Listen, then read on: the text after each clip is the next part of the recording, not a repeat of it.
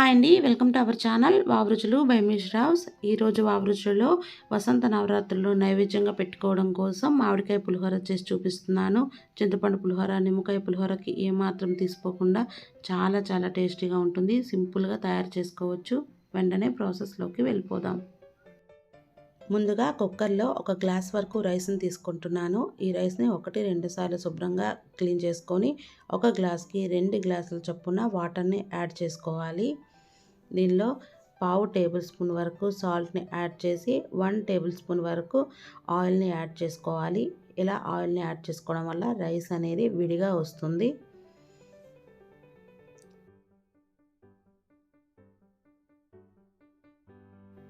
Cooker మూత పెట్టి medium ఫ్లేమ్లో 2 విజిల్స్ వచ్చేంత వరకు కుక్ చేసుకోవాలి. 2 విజిల్స్ వచ్చి కుక్కర్ మూత చల్లారాక ప్రెషర్ అంతా పోయిన తర్వాత మూత తీసి రైస్ని చల్లారబెట్టుకోవాలి.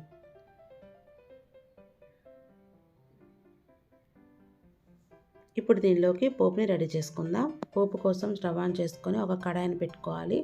కడాయిలో 3 టేబుల్ స్పూన్ వరకు ఆయిల్ వేసుకోవాలి. ఆయిల్ కొంచెం వేడెక్కిన తర్వాత చిన్న కప్పుతో వేరుశనగ గుళ్ళను తీసుకొని వేయించుకోవాలి.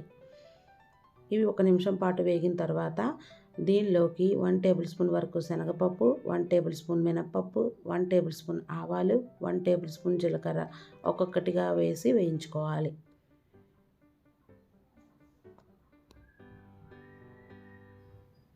మీడియం ఫ్లేమ్లో ఇవన్నీ 1 నిమిషం పాటు వేగిన తర్వాత దీనిలోకి 4 లేదా 5 పచ్చిమిర్చిలను నిలువుగా కట్ చేసి యాడ్ చేసుకోవాలి. 1 రెమ్మ వరకు కరివేపాకుని, చిటికెడు ఇంగువని యాడ్ చేసుకోవాలి.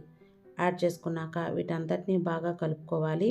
ఇప్పుడు దీనిలోకి 2 లేదా 3 ఎండుమిర్చిలను యాడ్ చేసుకోవాలి. ఒక మామిడికాయను పీల్ తీసి వీలైనంత సన్నగా తరుక్కోవాలి. ఇలా తరిగిన ఈ మామిడి తురుమును 1 కప్పు వరకు పోపులోకి యాడ్ చేసుకుంటున్నాను. పోపులోకి యాడ్ చేసుకున్నాక మొత్తాన్ని మరొకసారి బాగా కలుపుకోవాలి. పోపు మొత్తం మామిడి తురుముకి కలిసేలాగా కలుపుకోవాలి. ఇప్పుడు దీనిలోకి పావు టేబుల్ స్పూన్ వరకు పసుపుని యాడ్ చేసుకోవాలి. పసుపుని యాడ్ చేసుకున్నాక మరొకసారి బాగా కలుపుకోవాలి. పోపుకు సరిపోయేలాగా సాల్ట్ని యాడ్ చేసుకోవాలి.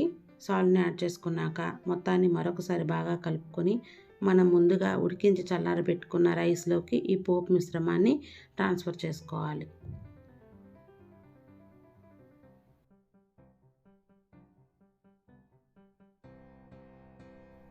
పోపుని ట్రాన్స్ఫర్ చేసుకున్నాక మొత్తం కలిసేలాగా బాగా కలుపుకోవాలి.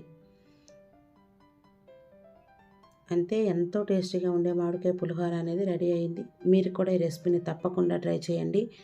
మీకు ఎలా కుదిరిందో కామెంట్ సెక్షన్లో నాతో షేర్ చేసుకోండి. వావరుచులు బై మిస్ రావ్స్ ఛానల్ని లైక్ చేయండి, షేర్ చేయండి, సబ్స్క్రైబ్ చేయండి. Thank you for watching.